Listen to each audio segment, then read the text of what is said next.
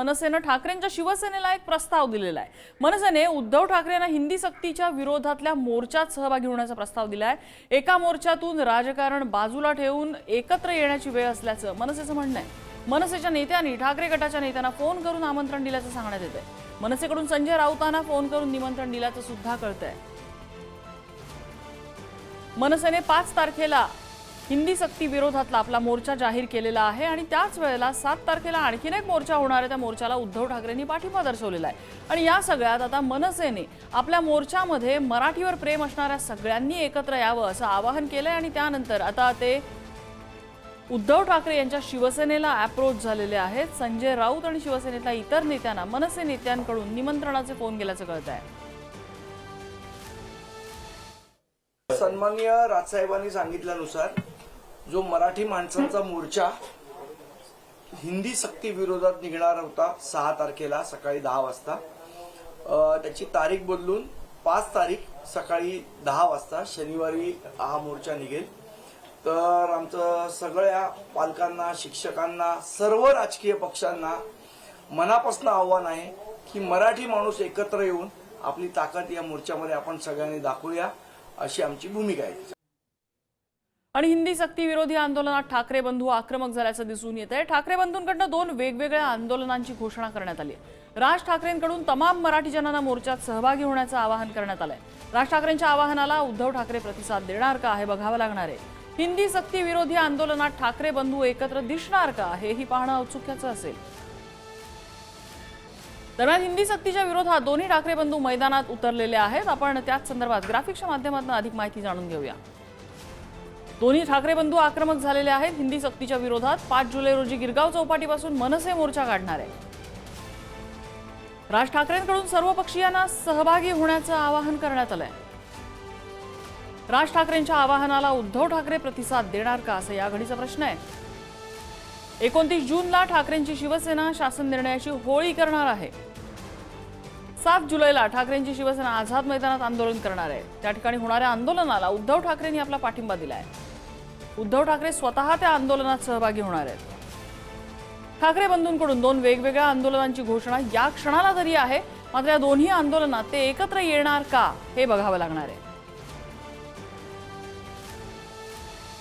आणि हिंदी सक्तीच्या मुद्द्यावरून ठाकरे बंधू आक्रमक झालेत। हिंदी सक्ती विरोधात ठाकरे बंधू मैदानात उतरलेत। 5 जुलैला मनसेच्या आंदोलनाची राज ठाकरेंनी घोषणा केली आहे, तर 7 जुलैला होणाऱ्या आंदोलनात ठाकरेंची शिवसेना आझाद मैदानात सहभागी होणार आहे। शिक्षण मंत्री दादा भुसे यांची भेट झाली, मात्र सरकारची भूमिका मान्य नाही असं राज ठाकरे म्हणाले आहेत। तर महाराष्ट्रात सध्या भाषिक आणीबाणी आहे असं उद्धव ठाकरेंनी म्हटलंय।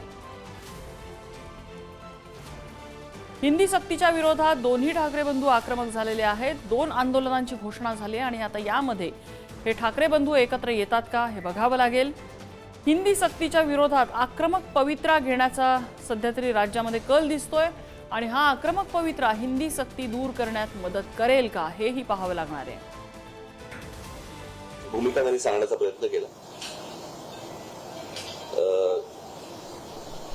जी संपूर्ण भूमिका मी पूर्णपणे फेटाळून लावली आणि आम्हाला ते मान्य नाही म्हणून सांगितलं।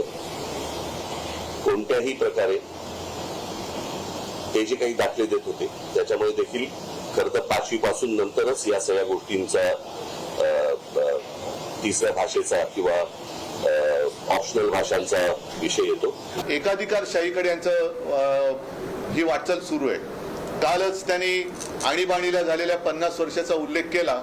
आता ही भाषिक आणीबाणी ते लागतायत, ही भाषिक आणीबाणी आहे आणि त्याचा विरोध हा आम्ही तर करणार आहोत। पण विशेष म्हणजे शिवसेनेतले गद्दार जे जिकडे मिंदेपणाने राहत आहेत त्यांना सुद्धा आता बाळासाहेबांचे विचार काय आहेत हे मराठीतून पुन्हा सांगण्याची वेळ आलेली आहे। आम्ही कोणती सक्ती ही स्वीकारणार नाही।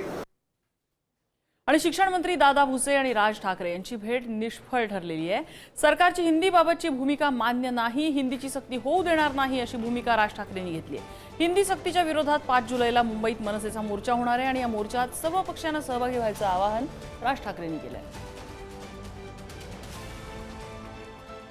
महाराष्ट्रातले राजकीय पक्ष म्हटलं आल्यानंतर ते पण आलेच ना, त्यांच्याशीही बोलणार, त्यांच्याही लोकांशी बोलणार, आमची माणसं त्यांच्याशी लोकांशी बोलणार। तुम्हाला आठवत असेल की त्याच्यावरती इतके दिवस तुमचं जे चालू होतं ना सगळं, ते माझं वाक्य आपण लक्षात घ्या, कुठच्याही वादा आणि भांडणापेक्षा महाराष्ट्र मोठा आहे. इथे कोणताही झेंडा नसेल, फक्त मराठी हा एक अजेंडा असेल आणि त्या अजेंड्यासाठी म्हणून सर्वांनी, महाराष्ट्रातल्या तमाम मराठी बांधवांनी या मोर्चामध्ये सामील व्हावं आणि सरकारला दाखवावं, सांगावं. आज मोठे साहित्यिक आपले एलकुंचवार यांनी देखील विरोध दर्शवला. सर्वजण विरोध दर्शवत आहेत आणि अशा वेळेला मला हेही बघायचंय की कोण कोण त्या मोर्चामध्ये सामील होत आहेत. इतर राजकीय पक्षांच्या व्यतिरिक्त इतर कोण कोण सामील होत आहेत आणि कोण येणार नाहीत हेही मला बघायचंय. आमच्यावरती अतिक्रमण असं तर झालंच, पण भाषेवरती पण हे अतिक्रमण करायला लागले. मराठी भाषेवर अतिक्रमण व्हायला लागलं. म्हणून मी मुख्यमंत्री असताना मराठी भाषा ही सक्तीची केली. म्हणजेच काय की दुकानाच्या पाट्या सुद्धा मराठीत पाहिजे, मराठी भाषा ही व्यवहारात आली पाहिजे. आता त्याही बद्दल काही लोक कोर्टात गेले होते. ते कोण होते, काय होते, कोणाच्या पाठीराखे होते हे आता उघड झालेलं आहे. पण मराठी भाषा जी मी सक्तीची केली होती तिचं पुढे यांनी काय केलं, त्याच्याबद्दल या सरकारने काय पावलं टाकली. माझं उद्धवजींना एवढंच सांगणं असेल की मराठी भाषेमध्ये टोमण्यापेक्षा चांगले अलंकार आहेत.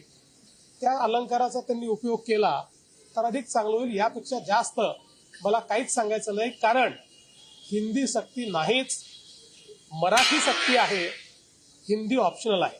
सरकारने कुठली आडमुठी भूमिका घेतलेली नाही. शेवटी आपण लोकांसाठी करतो, जनतेसाठी करतो. हे सर्वसामान्यांचं सरकार आहे.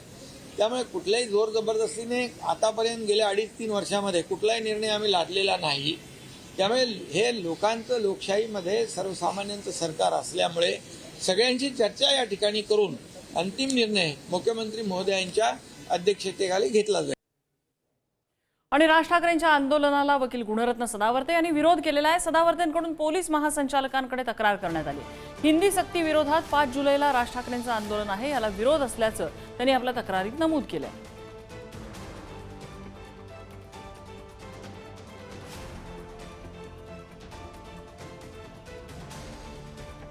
Thank you.